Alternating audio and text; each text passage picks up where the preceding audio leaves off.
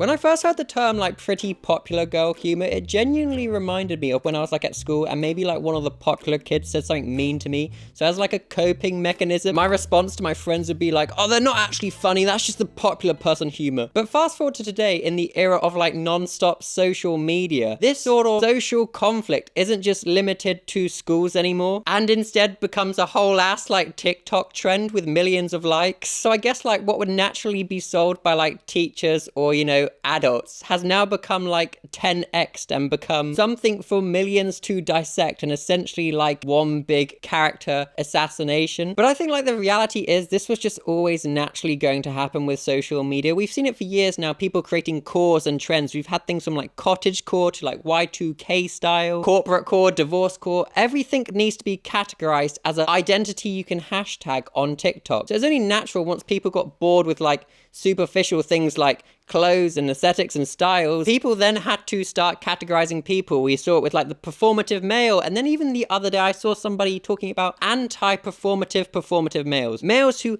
aren't, you know, getting involved in the trends. So in that sense, they're performative as well. Just complete nothing burger brain rot content, right? And the most recent concept on that ever churning production line is the pretty girl, or I've also seen it called like the popular girl humor. So today I thought we'd explore it and work out how we too can become pretty girls and have their humor, but also the dark problematic side of this trend. Side note, if you're new here, hello, I am Cal, that is Skog. These are the sorts of videos we do on this channel, so if that sounds like fun for you, please feel free to subscribe. Yes, and if you're not new here, welcome to another video, and this one is jacket edition. I'm wearing a different accessory. Groundbreaking, I know. Since Halloween is coming up, I feel it's only right that we start with the very visual aspects of this trend. Apparently a key component of being part of like the pretty girl humor core is, well, dressing up or wanting to dress up as the Lorax for Halloween. And from like an outside perspective, I find this so like bizarre and hilarious. This movie from like a decade ago is seeing like this resurgence. I'm just picturing like the Lorax being like, the people care about the environment, because isn't Lorax that character that just really freaking loves the environment? Good, I'm not saying that's a bad thing,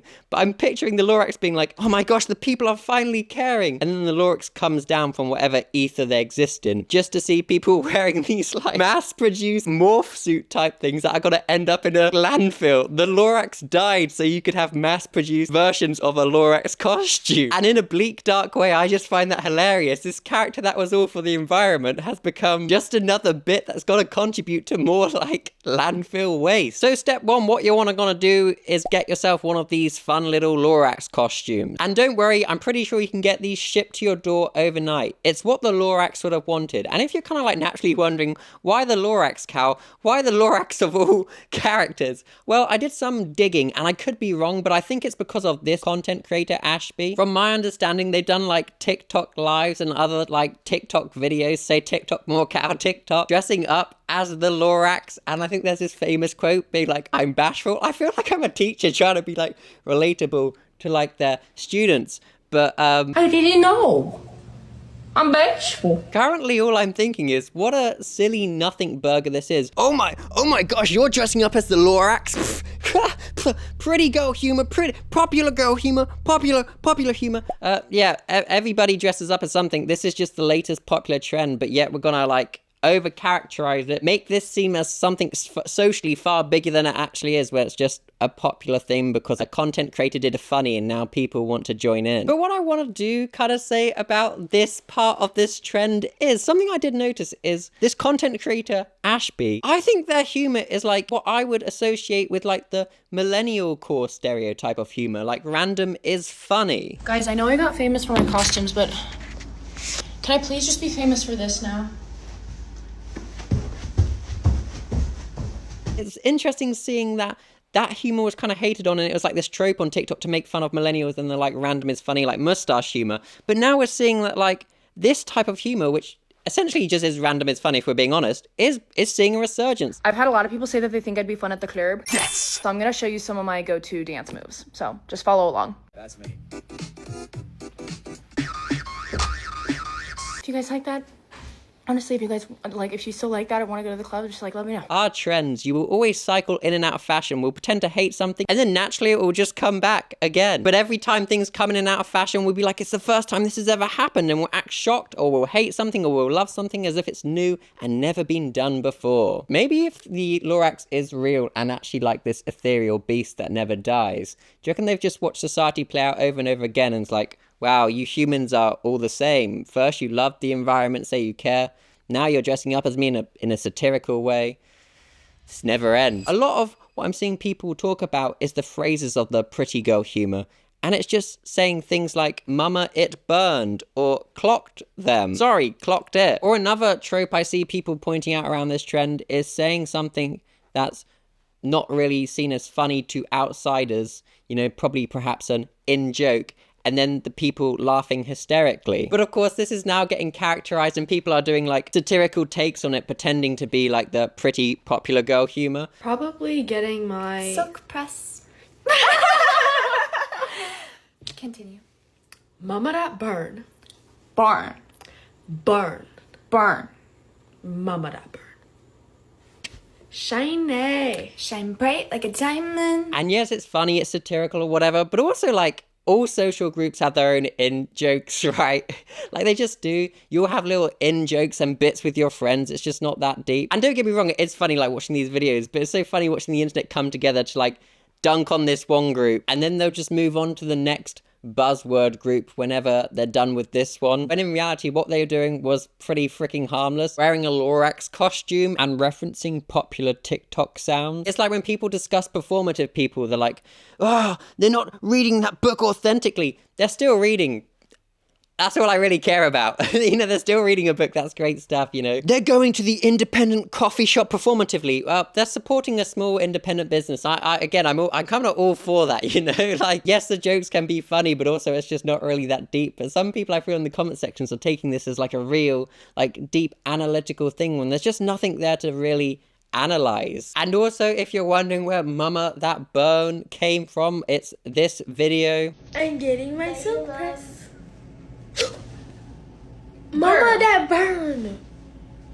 Be still. I ain't even touch your scalp. I found these videos kind of explaining what clock it means because, of course, you know, like with any popular trend, they often just recycle things that have been previously done for like a long time. Okay, let's get into the clock it trend meaning. It actually comes from ballroom drag culture. To clock something meant just spotting a detail or calling it out. Kind of like how we say in New York, yo, you peep that? And now it's used in everyday talk, sometimes funny, sometimes shady. If somebody's lying, fronting, or acting different, you might hear, yeah, we clocked that. If someone comes in wearing a new fit or new shoes, you might hear, ooh, clock it, like, girl, I see you. So at least now you know when you put on your Lorax costume and you say things like, Mama That Burned. You will know the origins of these things so you can participate authentically rather than just being a pretty popular person with no knowledge on why you are doing the things you do. Pretty good, hey? But this is kind of where this conversation did get really interesting to me because, you know, I mentioned, you know, like the stereotype of millennial humor is like random is funny. Well, there's these videos. I think I'm gonna name it Bob. I don't know why. Bob. Very simple. Bob. Hey, Bob. Hey, this is so fun. Aw. Oh, it clips on. It's so cute. I think I'm gonna name it Bill. And if you're like, wow, Cal, well, what does that interest you so much? I don't really know, if I'm honest. It just did. I just thought, from what I'd seen online, that people didn't find that shit funny. And now it is. I don't know if they're doing it in like this kind of like, they find random is funny, like nothingness funny because they're suggesting that the person isn't intelligent. And I suppose it's like an ongoing theme I've kind of seen in this trend in the comments. People are like making it out that like pretty person humor or popular person humor is kind of like, I think the term is like airhead, you know, like where there's just not many thoughts in their head. So saying something, you know, random equates to being funny. But this kind of did get me thinking, well, if there's pretty girl humor, does this also suggest the existence of pretty boy, pretty guy humor? And after like a couple minutes of searching this like pretty boy humor archetype, I found this video. This is one time I was eating cereal with a fork. I'm 6'7". It is random, it's funny humor. Or I suppose like the modern term of this would be like brain rot humor, I guess. Just like complete nonsensical randomness, like 6'7", and then everybody laughs. Or it's like that really over the top meme where it's like 6'7". I was trying to find out what like the male equivalent of the Lorax costume was, and people were saying Steez outfit, which I didn't really get at all, because the only time I'd ever used the word steez was in my youth when I was a skater, before like all my joints just, you know, gave up on me. If like one of my boys landed... Sorry, I just got like a flashback when I said one of my boys. I just instantly reminded of that video. I just keep referencing in videos at the moment. If Homeboy's coming through with these, it's quiet. Yeah, no, it's quiet for him. The only time I've heard the word steez is when people land cool tricks on a skateboard. Like if you just did a tray flip down a stair set, you'd be like, oh shit, that's steezy, bro.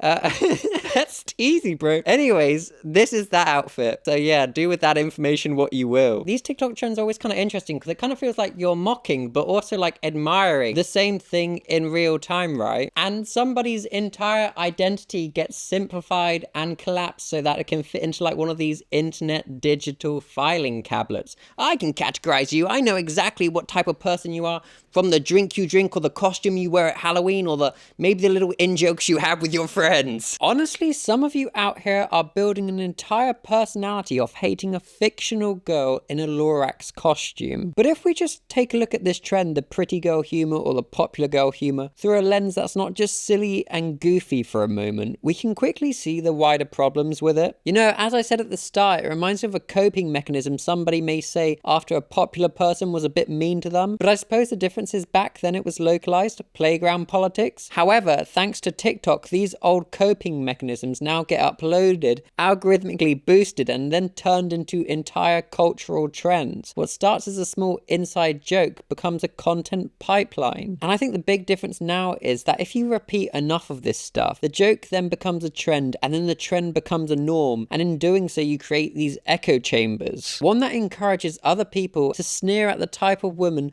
who wears the wrong costume or says the wrong phrase or speaks in a way that they feel is cringe. And all of that is just kind of like low-level misogyny, and I'm not saying everybody participating in this trend means to do that, but it does create a space for those attitudes to be normalized and passed around without question. Honestly, I think the one thing I can say about all of these trends every time I see them is I'm just literally so glad I'm not growing up in this era where like every like character choice you make, whether it be superficial or otherwise, can just get simplified down into these like caricatures. I can imagine as a kid it would make you second guess yourself a lot when you're still like finding out who you are without getting too like, I'm gonna go stroke some elephants and like start playing acoustic guitars. It's pretty brutal stuff, right? I think this would have just given me so many like anxious thoughts and stress headaches growing up, which I already had trying to fit in. So imagine this extra layer of being like, okay, well, I can't do things too much because I'll come across as a